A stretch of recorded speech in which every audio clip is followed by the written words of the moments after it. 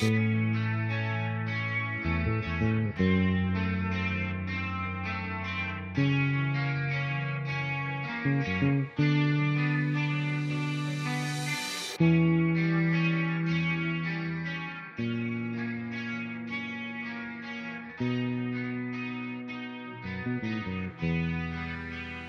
entrer dans un bâtiment, pouvoir aller dans un parc, c'est une condition non suffisante mais nécessaire déjà pour exercer une pleine citoyenneté. Un gros travail a été fait au sein de la collectivité et aujourd'hui nous en sommes à une phase de travaux de réalisation pour cette accessibilité du cadre bâti. Effectivement, il me semble naturel qu'une personne aujourd'hui puisse, si elle le souhaite, aller dans une association représentant les personnes handicapées, mais aussi essayer d'aller à proximité de chez elle dans une autre association offrant des cours de peinture ou une offre sportive dans un milieu ordinaire.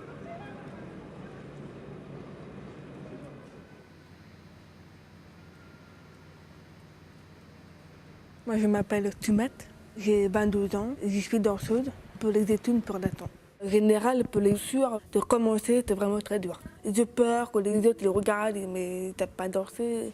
Ou la musique, qu'ils n'arrivent pas à suivre parce que les chaussures, donc je suis pas à l'aise pour ça. C'est très compliqué. C'est un atelier pour sourds et entendants. Les sourds arrivent un peu timides parce qu'ils ne sont pas toujours acceptés partout. Mais au bout de quelques temps, ils voient bien qu'il y a de la place pour eux ici.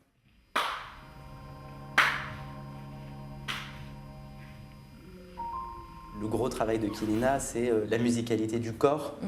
Et du coup, un entendant comme un malentendant est tout à fait apte à donner ceci avec le mouvement et la technique. Et moi, quand je suis arrivée, j'ai des souvenirs comme ça où je ne savais pas qu'il y avait des personnes malentendantes et je ne voyais pas la différence. J'ai pas vraiment de difficulté, mais je sais que si je ne reprends pas, je peux leur demander, dire ce qui se passe. Je suis toute là pour pouvoir m'aider, m'expliquer. Avant d'être sourde, j'étais entendante. La musique, pour les entendants, c'est bien, mais quand il y a des collègues sourds dans la classe, c'est plus difficile pour eux. Et depuis que nous sommes rue Jean-Claude Vivant, nous avons mis un plancher très spécial qui, par résonance, envoie les basses et la musique pour les sourds. On a eu aussi parfois l'occasion de danser avec le plancher vibrant, qui est un sacré outil. Pas toujours évident, mais même pour des danseurs entendants, c'est une incroyable sensation et on vit complètement la danse et le mouvement différemment. Nous, on n'a aucun problème avec les sourds et les entendants. Tout le monde s'apprécie comme il est. Il y a une bonne ambiance et surtout, les deux communautés apprennent à se tolérer et à se connaître. C'est un rapport de communication complètement différent, un échange. Je pense que dans une autre école où il n'y a pas de malentendants ou de situation dite de handicap, on s'en rend moins compte de cette notion-là. Ce qui est bien aussi, c'est que c'est vraiment ouvert à toute personne, enfin, débutante, comme professionnelle, avancée, enfin tout niveau.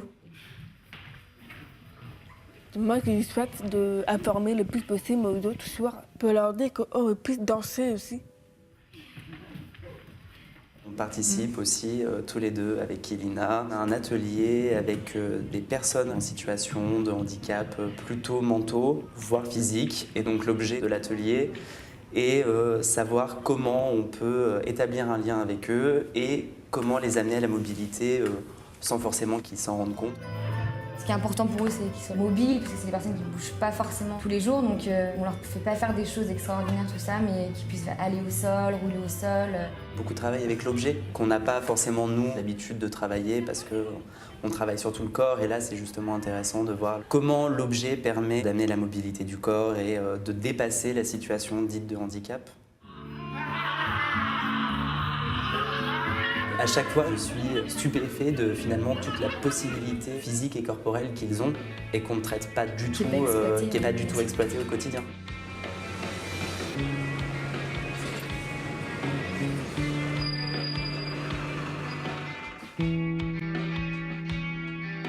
La ville de Villeurbanne, d'après la préfecture, compte à peu près 2000 associations, ce qui est un très fort potentiel à la fois de vie, de création, d'imagination, de lien et de volonté d'être sur le champ de ce lien social qu'on attend tous les uns des autres pour être le mieux possible les uns avec les autres.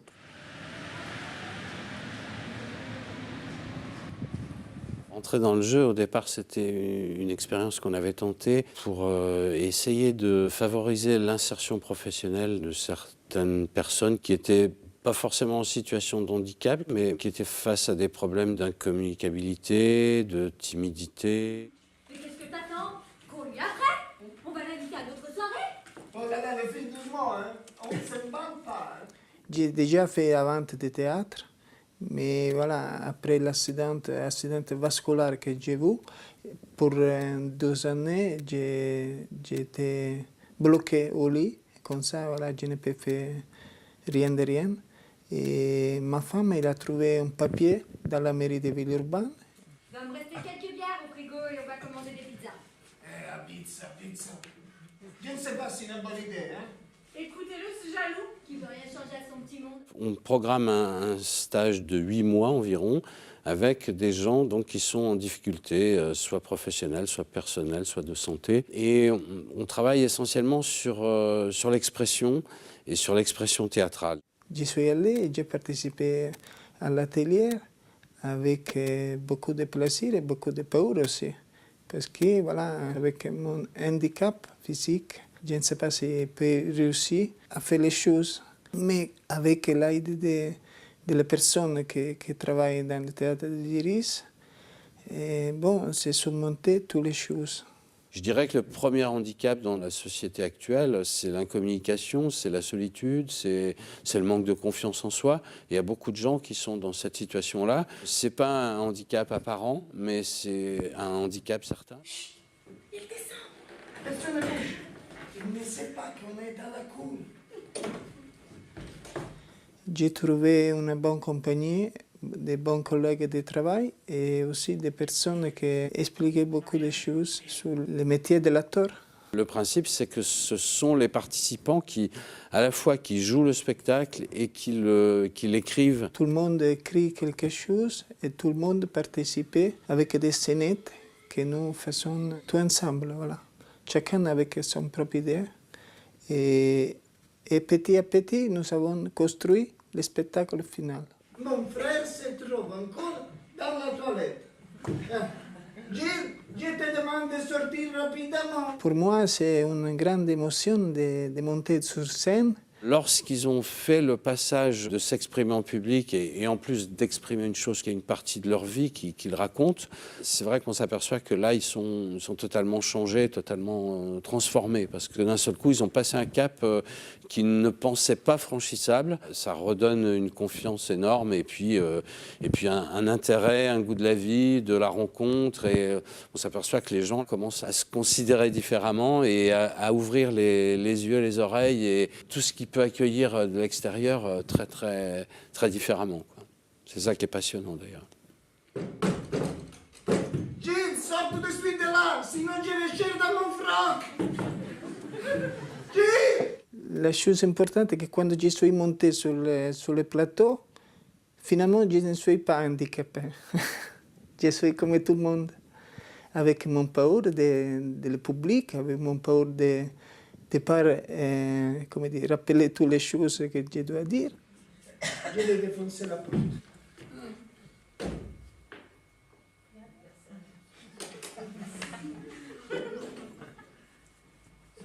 Alors, personne. J'étais bien contente d'arriver là-bas, d'arriver au final, au début. Mais la chose importante est que j'ai fait tout le parcours avec tout le monde. Mais c'est une bonne expérience, ça. Pour nous, c'est très payant parce qu'on se dit que finalement, le théâtre, ça sert à autre chose aussi qu'à divertir les gens. Ça sert à faire progresser. Comme tout acteur fait un chemin en apprenant ce métier, tout public, en pratiquant cet art, fait un chemin aussi sur la connaissance de lui-même. Aujourd'hui, les deux mondes, le monde ordinaire et le monde de la personne en situation de handicap se sont construits l'un à côté de l'autre. Parce que rien n'était pensé pour l'accueil de la personne en situation de handicap. Et du coup, les associations représentant ces personnes ont répondu aux demandes des parents, aux demandes des personnes elles-mêmes, et donc ont créé des dispositifs. À côté de ça, les autres associations, n'ayant pas beaucoup de demandes, n'ont pas obligatoirement réfléchi à l'accueil et à l'intégration de personnes, on va dire, différentes en leur sein.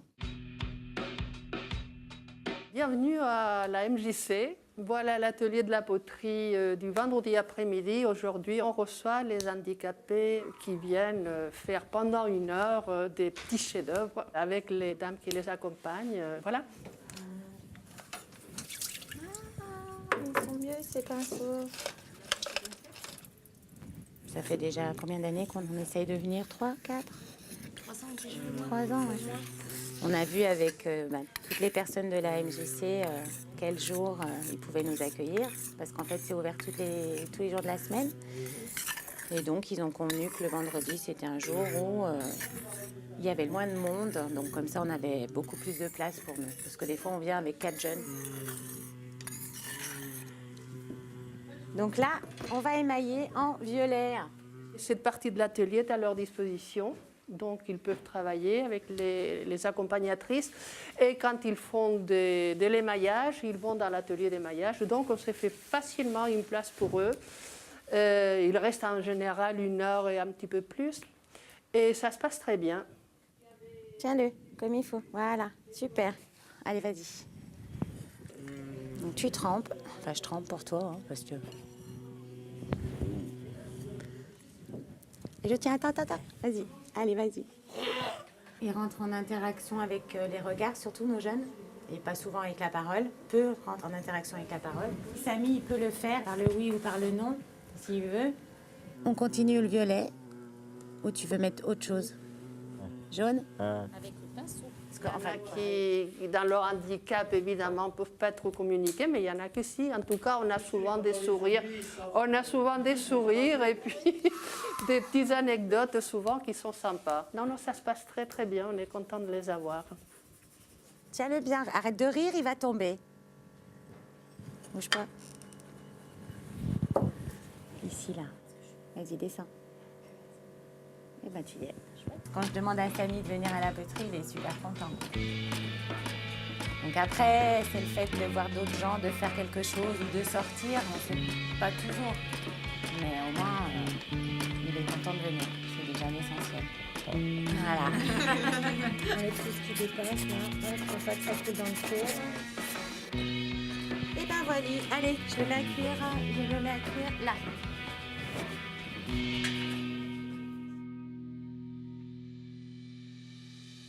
Souvent, quand on parle, on s'aperçoit que tout de suite, on pense à des cas, on va dire, très lourds, qui nécessitent un suivi médical, qui nécessitent beaucoup de choses. Et du coup, cela peut faire peur pour plusieurs raisons. Se dire que les associations n'ont pas le personnel adéquat, n'ont pas les capacités financières à faire face justement à un personnel qualifié.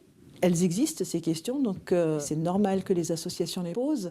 Mais au lieu de les poser chacun dans son coin, ce serait pas mal qu'on se les pose ensemble. Parce que collectivement, on arrivera à quelque chose de nouveau. On trouvera des liens entre des associations qui ont l'habitude des personnes en situation de handicap et de voir quel pont on peut faire entre ces associations et les autres en faisant abstraction des différences, pas des difficultés qu'elles peuvent générer, mais abstraction des différences. Mais cela, ça se construit. Je pense que ça ne se décrète pas.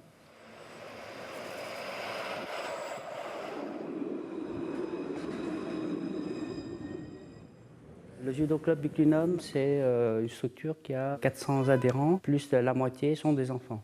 La particularité du club, c'est que nous sommes situés sur Lyon 6e, Lyon 3e et Villeurbanne. Nous avons la vocation d'accueillir tous les enfants. Nous avons eu des enfants qui ont des handicaps, des enfants qui ont des difficultés. Pour moi, tous les enfants, quelle que soit l'origine d'où ils viennent, nous ne faisons pas la distinction. Voilà. Le but du jeu, c'est de les intégrer au maximum.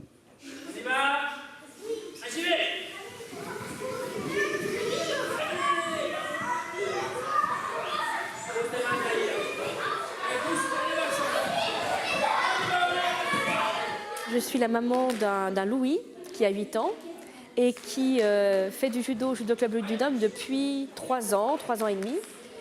Et ça a été un grand bonheur tout de suite. L'accueil dans le club a été bienveillant, sympa, une intégration qui n'a même pas été une intégration puisque tout s'est fait naturellement.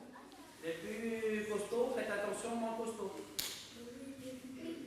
Est-ce que c'est compris? Parlons du corps. Les enfants, entre eux, au départ, ils savent que certains copains qui ont des problèmes, c'est à nous aussi, les adultes, de leur dire, votre ami a quelques difficultés, donc vous savez, essayez de faire un peu plus attention. Dans un certain nombre d'exercices, s'ils n'arrivaient pas, c'est pas grave. Même nous, on n'est pas confrontés à ces cas-là. Et à force de les côtoyer, on commence à connaître et puis on a un autre discours. Et c'est à nous aussi de remettre en question au niveau pédagogique. En fait, Louis est dyspraxique. C'est un handicap caché, un handicap invisible. Il y en a de plus graves, mais c'est un handicap bien gênant parce que tout le système neurologique est touché et tous les gestes sont difficiles. Il en résulte une fatigue et un manque d'automatisme qui sont gênants dans la plupart des gestes de la vie courante et de la vie scolaire. Et alors qu'à l'école, il a été très difficile de le faire entendre, eh bien, au judo, au contraire, Tang et le club ont tout de suite senti ce qui n'allait pas et ils se sont adaptés de manière parfaitement naturelle. Et Louis a progressé au judo comme il a progressé nulle part ailleurs, c'est-à-dire un goût pour le judo, un plaisir. Donc je pense que le pari est vraiment réussi. Et en plus, on a un très bon travail au niveau de l'estime de soi.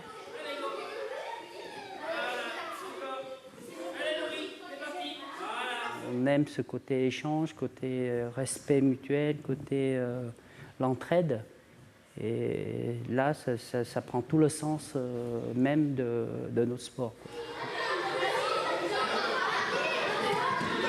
Je crois savoir que le club accueille aussi d'autres types de handicaps avec un tel à-propos et une telle efficacité que le handicap n'est même pas perceptible. Parce que tout se fait de manière parfaitement coordonnée et les enfants s'épanouissent complètement. Les enfants avec ou sans handicap d'ailleurs. Nous avons reçu un enfant trisomique pendant plus de 5 ans.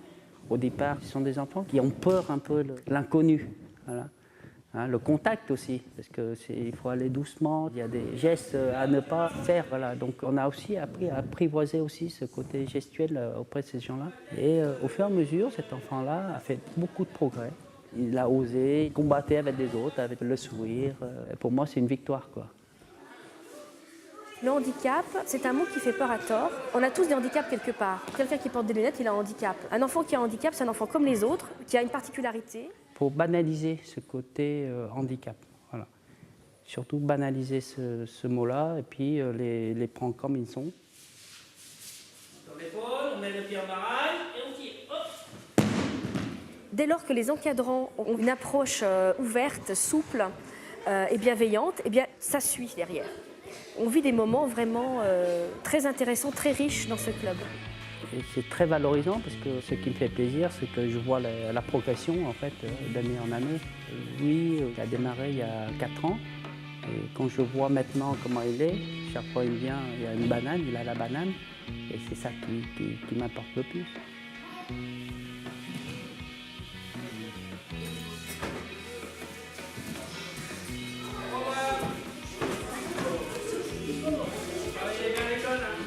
Cette proximité avec les valides autour des thèmes du sport, du loisir, est vraiment très attendue de la part à la fois de la personne qui porte le handicap, enfant ou adulte, et de la part des familles. Ce n'est pas de supprimer, de dire qu'il n'y a plus de handicap, mais c'est de banaliser la personne qui a ce handicap comme une personne ordinaire, lambda. Bienvenue à la Miette, la maison des initiatives de l'engagement, du troc et de l'échange, dans le quartier à côté de Charpennes. C'est un lieu où on développe l'accessibilité à tout public de la culture et des loisirs, donc principalement aussi orienté aux personnes en situation de handicap. Et c'est un lieu aussi où on mutualise des locaux et des moyens pour des associations culturelles autour de ce thème. C'est presque au bout du monde.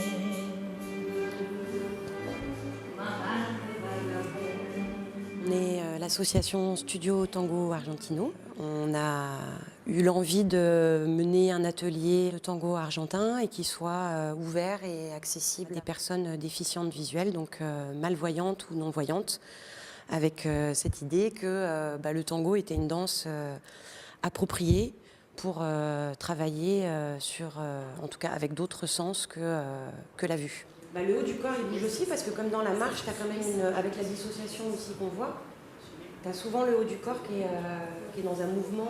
Je m'appelle Christine, je suis non-voyante. J'essaye de faire des activités, pas forcément dans les associations prévues pour mon handicap, mais c'est souvent difficile. Si on veut faire des choses, on est obligé d'aller dans les associations prévues pour notre handicap. Ce qui est un petit peu dommage parce que je pense qu'on est capable de s'intégrer aussi bien pour de la danse ou pour du chant ou pour de la gymnastique. On peut s'intégrer dans un groupe, mais il faut aussi que les gens aient envie de nous intégrer. Et il y aurait quand même beaucoup d'informations à faire. Et c'est celle qui est à l'arrière qui part directement.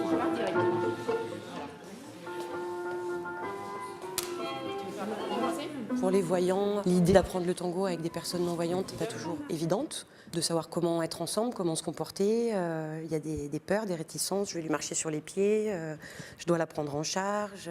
Et à l'inverse, pour la personne malvoyante, d'avoir cette démarche d'intégrer un groupe composé de personnes voyantes.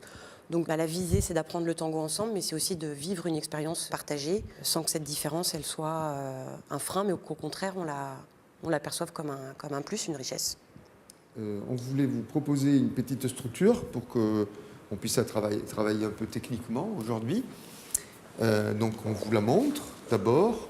En la décrivant. En la décrivant, naturellement.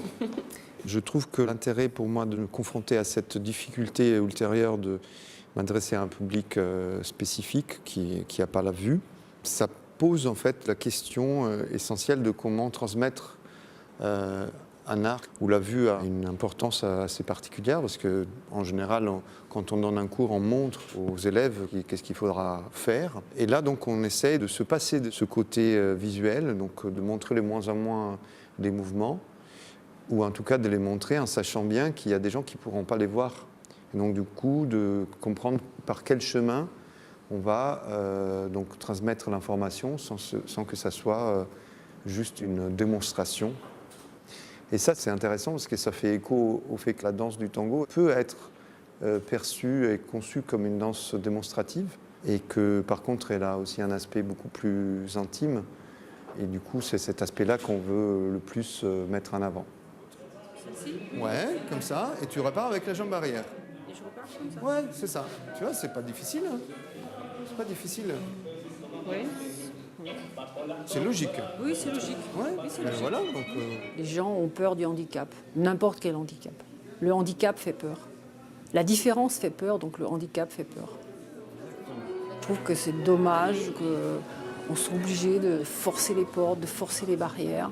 Il faut avoir beaucoup de volonté, beaucoup de caractère. On devrait proposer des choses. Et puis, nous sommes des gens comme tout le monde. Nous vivons comme tout le monde. Moi, je ne vois pas. Je peux rencontrer quelqu'un qui n'entend pas, quelqu'un qui ne marche pas. Voilà. La différence, elle est là, c'est tout. Il suffit de faire abstraction de cette différence et tout marche. Cette biennale des associations qui aura lieu le dimanche 22 septembre va laisser une large place aux adultes et aux enfants porteurs de handicap.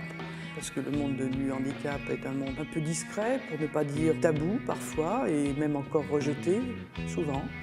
Donc il nous a semblé qu'en prolongement de cette semaine du handicap qui aura lieu en mai, il fallait absolument qu'en septembre, il y ait là un lien et que personne, puisque c'est notre souci ici à Villeurbanne, dans cette équipe municipale, que personne ne soit laissé sur le bord de la route, hors du chemin, et que ce ne soit pas qu'une expression.